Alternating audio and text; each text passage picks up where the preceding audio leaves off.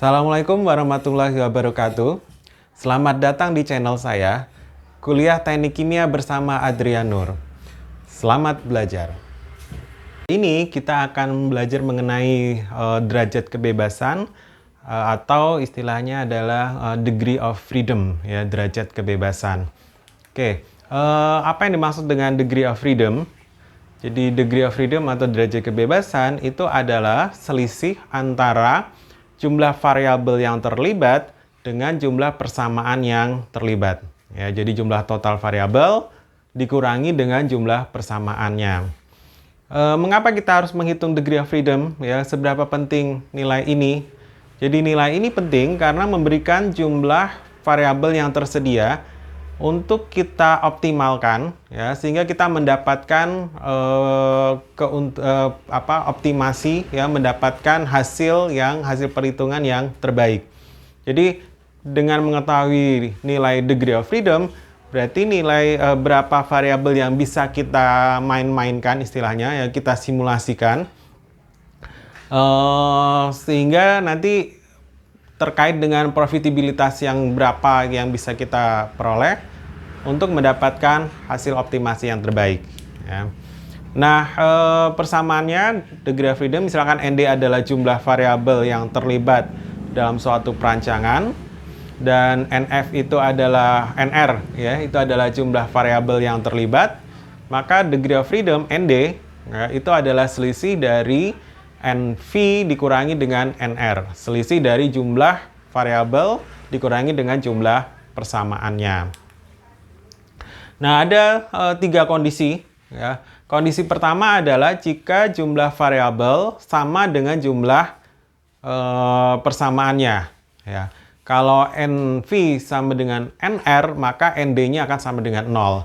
Nah, dalam kasus seperti ini, maka penyelesaiannya adalah unik, ya. Jadi sebenarnya bukan suatu desain, tapi suatu persoalan matematika mencari nilai-nilai variabel yang tidak diketahui saja, ya.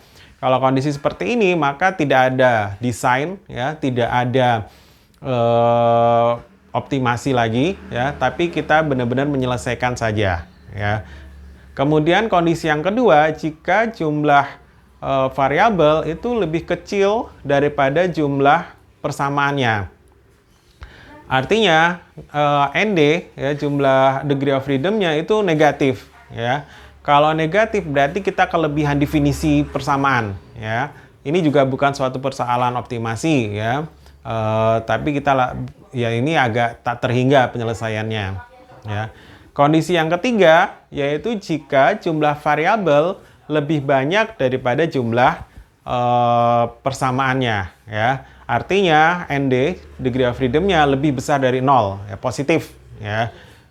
Maka kemungkinan solusi itu akan menjadi tak terhingga. Nah, justru ini yang menyebabkan kita bisa melakukan desain, ya. Artinya misalkan ND tadi ada 2, misalkan, berarti degree of freedom-nya ada 2. Berarti 2 variabel tadi bisa kita main-mainkan, istilahnya kita simulasikan, ya, kita coba-coba, ya, tapi biasanya nanti ada constraint-constraint tertentu, ya.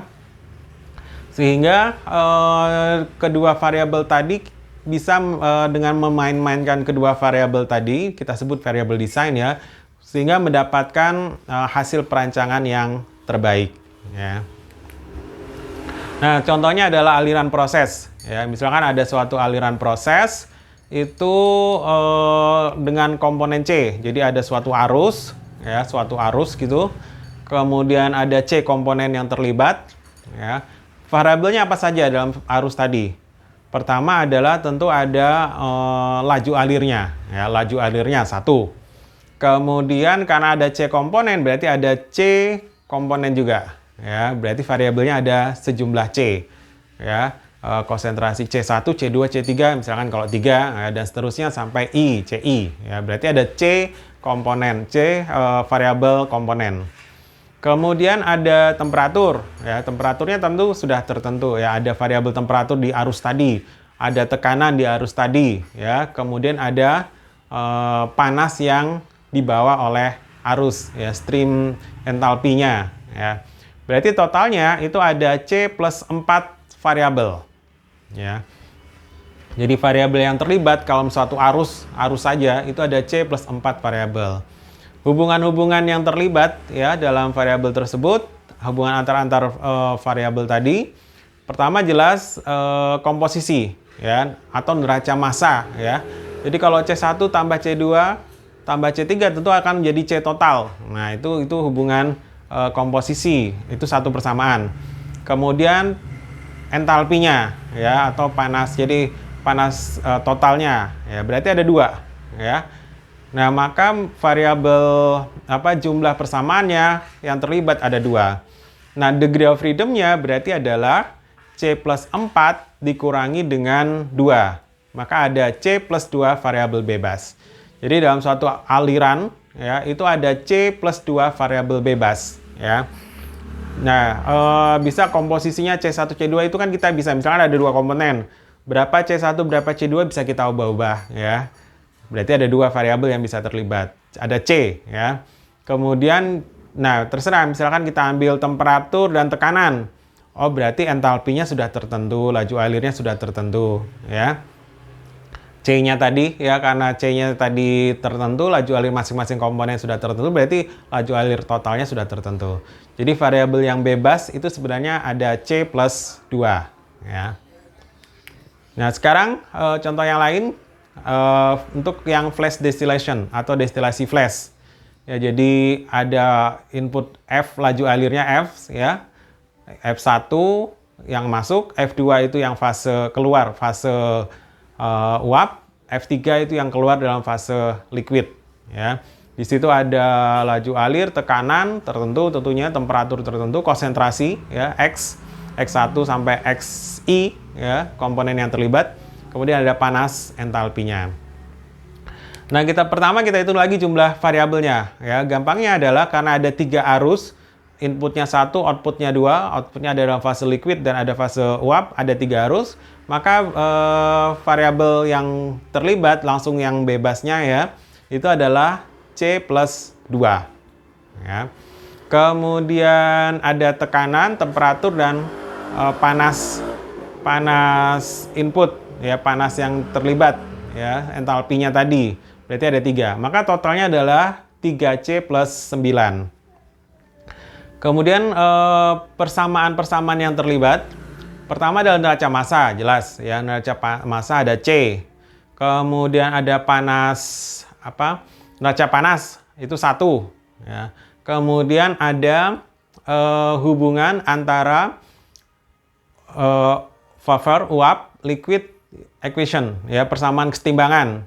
Karena ada C komponen berarti persamaan kesetimbangannya ada C ya. Kemudian equilibrium still restriction ya, artinya batasan kesetimbangan ya. Temperatur yang keluar ya, baik di fase liquid maupun di fase liquid ataupun fase uap itu sama dengan yang di dalam flash distillation. Berarti ada 2 persamaan. Kemudian tekanan juga begitu. Tekanan di fase uap dengan tekanan di fase liquid itu sama dengan di dalam flash distillation. Berarti juga ada 2. Maka totalnya ada 4 persamaan. Ya. Sehingga total persamaannya adalah 2C plus 5. Ya, 2C plus 5. Maka degree of freedom-nya adalah 3C plus 9 dikurangi dengan 2C plus 5. Maka degree of freedom-nya adalah C plus 4. Ya. Ini degree of freedom-nya C plus 4. Nah, walaupun sepertinya ya ada C plus 4 variabel yang bisa kita anggap sebagai variabel desain, tetapi kenyataannya adalah biasanya sudah ada constraint dari peralatan lain. Misalkan kalau menara flash distillation itu ada inputnya. Kondisi input itu sudah tertentu. Berarti arus yang mau masuk ke dalam flash distillation itu sudah tertentu kondisinya. Berarti karena satu arus masuk berarti ada C plus 2 yang sudah tertentu.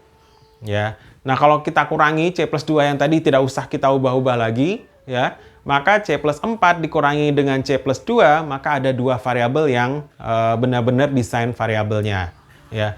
Jadi 2 variabel itu yang merupakan desain variable. Dan biasanya kalau di di flash distillation itu adalah temperatur dan tekanan yang kita ubah-ubah.